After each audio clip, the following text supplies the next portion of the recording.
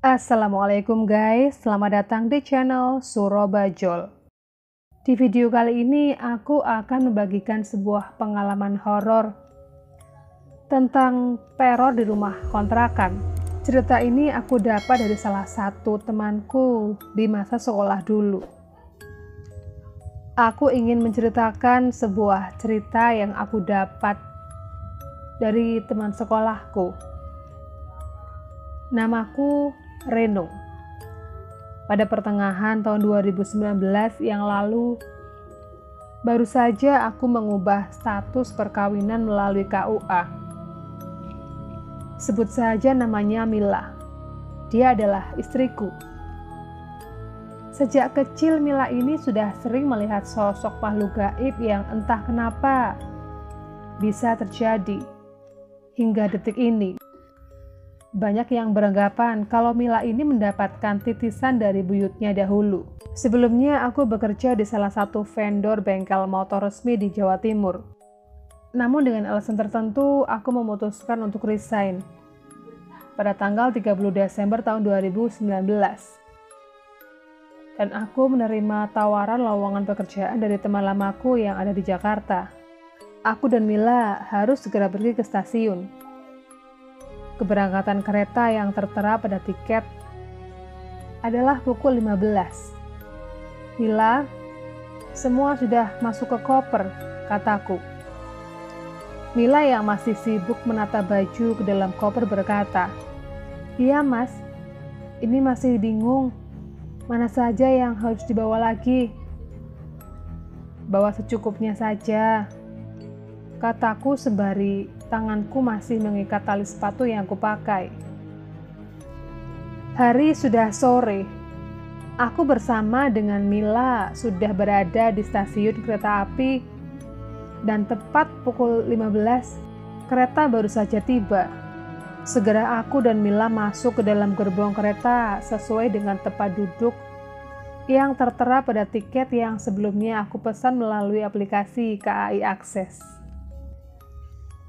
Saat kereta baru saja berangkat, di balik kaca jendela gerbong kereta aku melihat sosok berjubah hitam dengan wajah yang samar sedang melambaikan tangannya di samping pintu keluar stasiun. Seketika itu aku tersentak kaget melihat sosok misterius itu. Setelah sosok itu menghilang, segera aku berdoa agar sosok itu bukan pertanda buruk untuk keluargaku. Singkatnya, setelah tiba di Jakarta pukul 4 pagi, aku menuju ke kontrakan baru yang sudah aku pesan melalui teman lamaku dengan menggunakan mobil online di area stasiun. Dalam perjalanan, aku baru menyadari sopir itu sesekali melirikku dari kaca spion tengah. "Dari Jawa ya?" kata sopir mobil online itu dengan suara yang terdengar agak serak. Aku mencoba untuk menghiraukannya. Aku sudah cukup lelah untuk berbincang dengannya. Tapi entah kenapa, mobil yang aku tumpangi seperti sengaja digoyangkan dengan cara memainkan gas dan remnya. Iya pak, dari Jawa Timur," jawabku dengan sedikit mual ingin muntah di dalam mobil itu. Saat itulah mobil perlahan keadaannya mulai stabil. Karena sikapnya yang aneh itu, aku memastikan tujuanku melalui aplikasi Map dengan HP yang sudah aku pegang di genggamanku. Terlihat mobil yang aku tumpangi. Tiba-tiba mobil itu menyimpang dari jalur pada aplikasi Map. Loh pak, ini harusnya lurus, ucapku dengan sedikit ngotot. "Diam, saya cari jalan tikus biar cepat sampai," kata sopir itu. Aku hanya bisa diam dengan masih melihat HP yang masih membuka aplikasi Map yang masih berjalan. Istriku yang ada di sampingku merasa takut. Dirinya takut kalau ada kejadian di luar nalar terjadi di dalam mobil ini. Saat arah map sudah terdeteksi sesuai dengan arah tujuannya, hatiku sedikit merasa lega. Karena kendaraan yang aku tumpangi ini hampir sampai di alamat tujuanku. Setelah mobil itu berhenti pada titik tujuanku, aku segera turun dari mobil dan memberikan uang tunai sesuai jumlah yang ada di aplikasi. Saat sopir itu menoleh ke arahku, aku dibuat kaget saat dirinya menyeringai dengan kondisi wajah yang sedikit hancur, dengan leher yang kondisinya sedikit lebam. Bahkan tangannya terlihat melepuh seperti bekas tersiram cairan keras. Tak hanya itu, dia ini semakin melotot dan berkata, "Cepat keluar!" Aku dan istriku berteriak dan segera berlari menjauhi sopir gila yang ada di dalam mobil itu. Terlihat gerbang kayu besar bertuliskan kontrakan Mawar. Aku yang berada di depannya mencoba memanggil temanku. Namun tidak ada jawaban sedikit pun darinya. Sesekali aku mengintip dari sela gerbang kayu itu. Tidak ada siapapun di sana. Hanya terlihat rumah-rumah kontrakan yang berdampingan dengan masing-masing pintu rumahnya tertutup rapat. Tidak ada pilihan lain, aku hanya bisa menunggu. Sekali-sekali aku mencoba menghubungi untuk yang kedua kalinya melalui HP, tapi juga tidak ada jawaban darinya. Sesekali aku juga menoleh ke sana kemari, mencoba mencari seseorang yang mungkin saja bisa membantuku untuk sementara waktu. Pandanganku teralihkan ke sebuah pos kampling tanpa penerangan yang tidak jauh dari tempatku berdiri saat itu. Terlihat hanya cahaya lampu jalan yang sedikit terang menerangi pos kampling itu. Dan saat aku hendak mendekatinya, entah kenapa pos ini tidak berfungsi layaknya pos kampling pada umumnya. Bahkan tiang yang terbuat dari kayu itu hampir habis dimakan oleh rayap. Dan tak hanya itu, di berbagai sudut banyak sarang laba-laba dan kelelawar yang bergantungan. Tidak peduli dengan semua hal itu, aku dan istriku duduk selonjoran di dalam pos itu. Belum sampai tertidur, istriku berkata, "Mas, saya takut." Aku mencoba membujuknya kalau semuanya akan baik-baik saja. Memang dasarnya, Mila ini orang yang sangat penakut dalam kegelapan. "Tidak usah takut," ucapku. Aku dan istriku mencoba sekali lagi untuk memejamkan mata di dalam pos ini. Tapi sekali lagi, belum sampai tertidur lelap, istriku berteriak kaget. Dia berkata kalau ada sesuatu yang merayap di kakinya. Mila dibuat risih olehnya.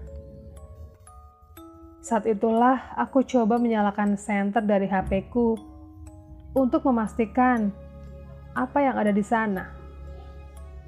Terlihat kelabang merah merayap sana kemari.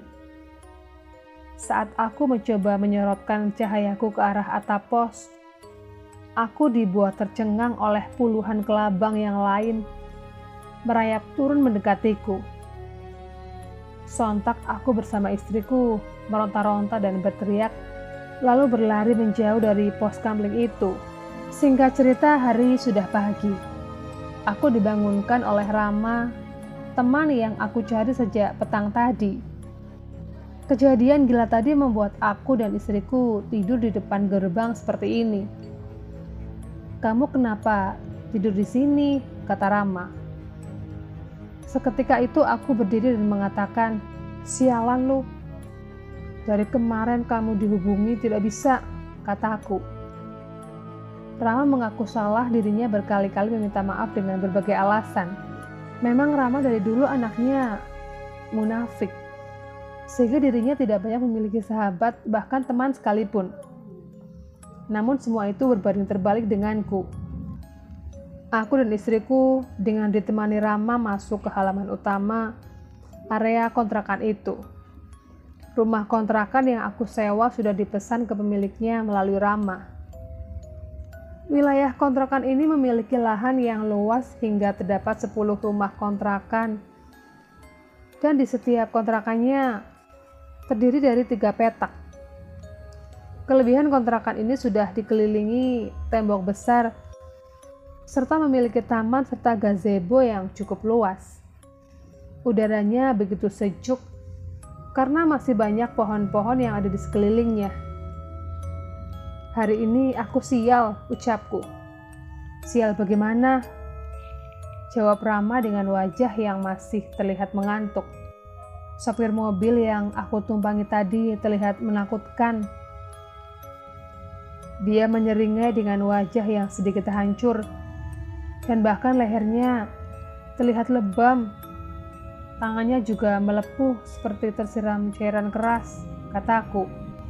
Rama yang mendengarnya seenaknya berkata, "Jangan halu, tidak ada hantu di ibu kota seperti ini. Mungkin fisiknya seperti itu dan memilih pekerjaan sopir mobil online saat malam hari saja." Aku hanya bisa mengangguk, karena perkataan Rama sedikit masuk akal. Satu lagi, saat kamu susah dihubungi, aku istirahat sejenak di pos kampleng ujung. Di sana suasananya sedikit mencengangkan. Ditambah banyak hewan kelabang di mana-mana, ucapku. Di mana ada pos kampleng? 2 tahun yang lalu sudah tidak ada pos kampleng di sini, kata Rama dengan tegas. Rama beranggapan kalau aku mungkin terbawa suasana karena sudah cukup lelah. Tapi semuanya terasa janggal. Aku benar-benar tidak sedang bermimpi waktu itu. Rama terus berjalan mengantarkanku ke rumah kontrakan baruku, sembari memberikan kunci yang sudah dia ambil dari ibu pemilik kontrakan. Rama sendiri tinggal di rumah kontrakan yang letaknya berdampingan denganku. Namun bedanya tempat kontrakanku itu berada paling bawah. Karena memang posisi tanah yang menjorok ke bawah membuat rumah kontrakan ini berbeda dengan yang lain. Yang lebih sialnya lagi, rumah kontrakan baruku ini berhadapan dengan rumah kontrakan yang hanya diisi oleh banyak perabotan yang tidak terpakai. Tempat itu memang diperuntukkan untuk gudang oleh pemilik ibu kontrakan. Rama, ini kenapa saya dapat kontrakan bawah? Apa tidak ada yang lain atau cari tempat yang lain? Ucapku. Rama tersenyum sambil berkata, "Emang kenapa? Takut? Kontrakan di sini sudah penuh, hanya ini yang kosong. Di tempat lain juga banyak yang sudah penuh. Ada yang kosong, itu pun harganya sangat mahal. Tak ada pilihan lain. Aku baru saja sampai di kota perantauan. Hanya ini pilihanku untuk memiliki tempat tinggal." Singkat cerita, hari sudah sore. Aku dan istriku baru saja selesai membersihkan rumah yang sudah aku kontrak ini. Tidak ada yang aneh di dalam rumah ini. Cat dinding di seluruh ruangannya masih tampak bersih. Walaupun ada sebagian atap plafon sudah terlihat rapuh. "Mil, kamu mandi sana. Habis itu istirahat," ucapku. "Iya, Mas," jawab Mila. Saat aku baru saja memasang lampu teras depan rumah, tiba-tiba saja aku mendengar teriakan Mila di dalam kamar mandi. Aku yang mendengarnya seketika berlari dan menghampirinya. Mila sudah duduk dan kesakitan. Kakinya digigit oleh kelabang merah yang ada dalam kamar mandi itu. Kelabang ini lebih besar dari yang pernah aku lihat saat di pos kampleng saat itu. Tubuhnya besar dan panjangnya sekitar 8 cm. Aku pun segera memukulnya dengan gagang sapu hingga hewan itu benar-benar tewas. Aku segera mengobati luka gigitannya dan menyuruhnya untuk istirahat saja. "Apa ini pertanda ya, Mas?" ucap Mila. Mencoba untuk tidak menakutinya, aku alihkan pembicaraanku ke hal yang lainnya. Hari sudah malam. Aku baru saja sholat Isya berjamaah. Di atas kasur, Mila berkata, "Mas, saat aku mandi, aku juga mencium bau anyir dan seolah ada yang mengawasiku di kamar mandi. Mungkin karena bau dari kebun belakang punya orang yang masuk ke sela-sela jendela kamar mandi," ucapku. Sebelumnya aku sudah melihat sekeliling rumah, memastikan tidak ada yang mencurigakan dari lingkungan ini. Keesokan harinya, aku sudah siap untuk bekerja dengan Rama, membawa motor miliknya menuju ke kantor. Letak kantornya sendiri tidak jauh dari rumah kontrakan. Hanya saja karena daerah yang rawan macet, mengakibatkan banyak menyita waktu. "Aku berangkat dulu ya, Mil. Kalau takut, nyalakan lampu di semua ruangan rumah," ucapku. Dengan posisi duduk di jok belakang motor Rama. Mila mengangguk mengerti. Saat aku baru saja keluar dari gerbang kontrakan, aku memastikan pos kampling itu benar adanya. Namun entah kenapa saat aku melewati jalan pos kampling itu, sudah berubah menjadi tumpukan material batu. Pos kampling itu benar-benar tidak ada wujudnya sedikit pun. Sesampainya di kantor, aku sangat sibuk dengan urusan pekerjaanku saat itu. Hingga aku harus lembur malam ini. Namun di lain hal, aku juga memikirkan Mila yang di rumah kontrakan itu. Saat itulah aku mencoba menghubunginya dengan chatting melalui WhatsApp untuk sekedar memastikan keadaannya sekarang. Setelah mendapatkan balasan dari WhatsApp-nya, aku cukup lega karena Mila dalam keadaan baik-baik saja. Setelah menyelesaikan pekerjaanku, aku segera kembali bersama Rama. Jam sudah menunjukkan pukul 12 malam. Untuk kedua kalinya, aku mencoba untuk WhatsApp Mila memastikan sekali lagi keadaan Mila. Namun kali ini tidak ada jawaban darinya. Aku pikir mungkin Mila sudah tertidur. Sesampainya di kontrakan, aku mengetuk pintu, memanggil Mila dengan pelan-pelan. Setelah hampir 3 kali aku mengetuk, akhirnya dia membuka pintu. "Astagfirullah, siapa kamu?" ucap Mila. Entah kenapa dia terkejut melihat suaminya yang baru saja datang. "Aku, Mil, suami kamu. Kamu kenapa?" ucapku dengan sedikit tegang dibuatnya. Sekali lagi, aku memastikan bahwa aku saat itu benar-benar adalah suaminya.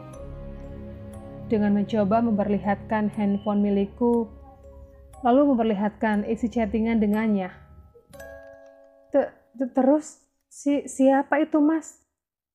Tadi Mas barusan dan tanpa basa-basi pergi ke kamar mandi," kata Mila dengan perasaan yang takut.